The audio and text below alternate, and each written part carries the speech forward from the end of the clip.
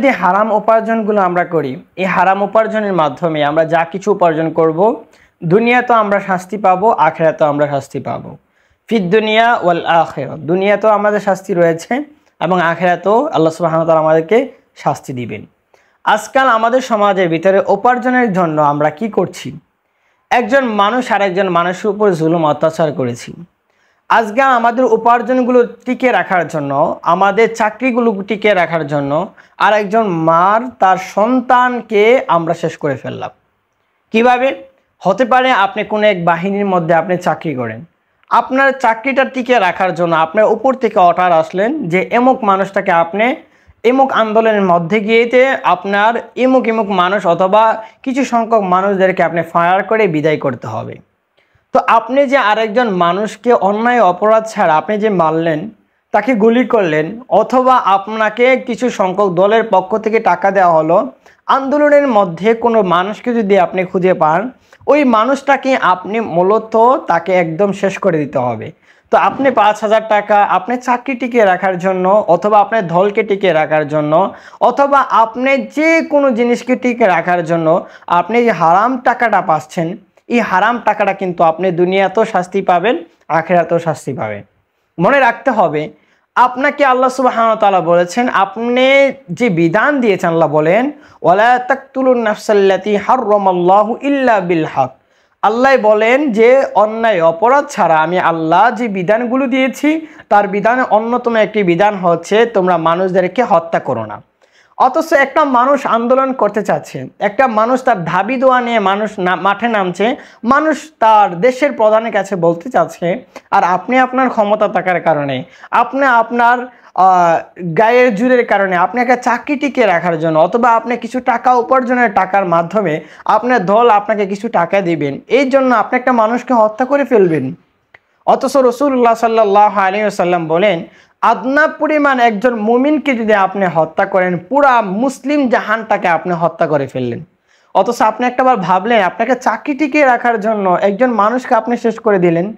আপনি একটাবার ভাবেন যে আপনার ক্ষমতা টিকিয়ে রাখার জন্য একটা মানুষকে আপনি মেরে ফেললেন, একটা মানুষকে আপনি শেষ করে দিলেন।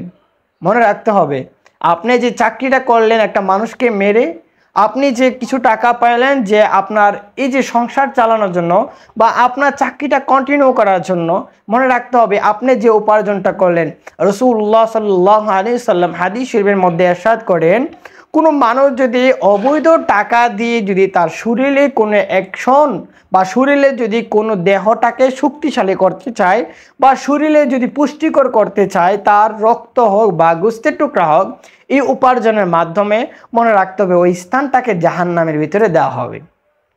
আপনি ভাবেন না যে আপনি একটা মানুষকে মারলেন, শুধু একটা মানুষকে মেরে আপনার ক্ষমতার কারণে আপনি বেঁচে যাবেন। কাল কিয়ামতের কঠিন ময়দানে ওই মাজলুম ব্যক্তি কিন্তু আল্লাহ সুবহানাহু ওয়া তাআলার কাছে গিয়ে বলবেন যে আল্লাহ, আমার উপরে জুলুম করা হয়েছে। রাসূলুল্লাহ সাল্লাল্লাহু আলাইহি সাল্লাম বলেন, আজ জুলমু জুলমাতু ইয়াউমাল কিয়ামা, জুলুমকারী কিয়ামতের দিন অন্ধকার রূপ ধারণ করবে।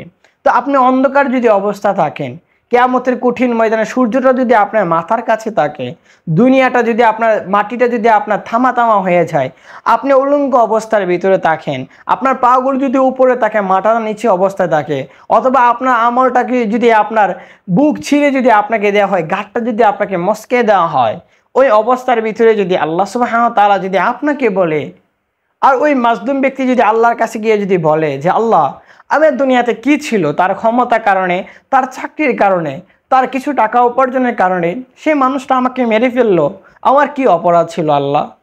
আল্লাহ সুবহানাহু ওয়া তাআলার কাছে যখন বিধান দিবেন, আল্লাহ সুবহানাহু ওয়া তাআলা বলেন, বান্দা, আমি তো তোমাকে উত্তম প্রতিদান দেওয়ার জন্য আমি বিচার দিলাম। দুনিয়াতে তুমি একজন বাহিনী আপনাকে মারলেন, অথবা কোনো একজন ক্ষমতাশীল মানুষ আপনাকে মারলেন, অথবা সমাজে কিন্তু একটা নেতা আপনাকে মারলেন, আপনি যখন মানুষের কাছে যদি আপনি হাইকোর্টে আপনি মামলা দিলেন, অথবা সুপ্রিম কোর্টে আপনি মামলা দিলেন, যে কোর্টে আপনি মামলা দেন, হতে পারে টাকার কারণে আপনার সঠিক মামলা পাবেন না খুঁজে, অথবা আপনার সঠিক রায় আপনি খুঁজে পাবেন না। কিন্তু আল্লাহর কাছে যখন আপনার নামে যদি মামলা দেওয়া হয়, আল্লাহর কাছে যদি আপনার নামে যদি বলা হয় আল্লাহ আমাকে হত্যা করলো কেন, আল্লাহ কিন্তু উত্তম বিনিময় করেনওয়ালা। আল্লাহ বলেন কিয়ামতের কঠিন ময়দানে আমি আল্লাহ ধারি পাল্লা ভার করার জন্য, আমি আল্লাহ ইনসাফের ফয়সালা দেওয়ার জন্য আমি আল্লাহ সুবহানাহু ওয়া তাআলা তোমাদেরকে আমি আল্লাহ দাড়ি পাল্লা দিব। এজন্য আল্লাহ সুবহানাহু ওয়া তাআলা বলেন ইনসাফ আমি তোমাদেরকে দেব। কিয়ামতের কঠিন ময়দানে কিন্তু আপনি শেষ হয়ে যাবেন। মনে রাখবেন আপনি শেষ হয়ে যাবেন। একটা কথা মনে রাখবেন, আপনি যে মার বুকটা খালি করলেন মনে করবেন আপনি একদম শেষ হয়ে যাবেন। কিয়ামতের দিন কোনো সময় কাজ হবে না। এই অবস্থাটা ফিল করেন, কিয়ামতের মারটা ফিল করে চিন্তা করেন, আপনি যে উপার্জন করলেন হারাম উপার্জন, কিছু টাকা পাওয়ার জন্য আপনি আরেকজন মার বুক খালি করলেন, আল্লাহ কিন্তু আপনাকে উত্তম উপার্জনের বিনিময়টা কিয়ামতের কঠিন ময়দান দিবে। তাই আসুন, কোনো একজন মার বুক খালি করার আগে কোনো একজন মানুষ তার দলকে প্রাধান্য দেওয়ার জন্য, তার চাকরিটাকে প্রাধান্য দেওয়ার জন্য, কিছু টাকা উপার্জনের জন্য আরেক মার বুকটা কেন যেন আমরা খালি না করি। আল্লাহ আমাদেরকে বোঝার তৌফিক দান করুক। যারা আমরা এই কাজগুলো করি আল্লাহ সুবহানাহু ওয়া তাআলা যেন আমাদের এই কাজ থেকে দূরে রাখার তৌফিক দান করুক।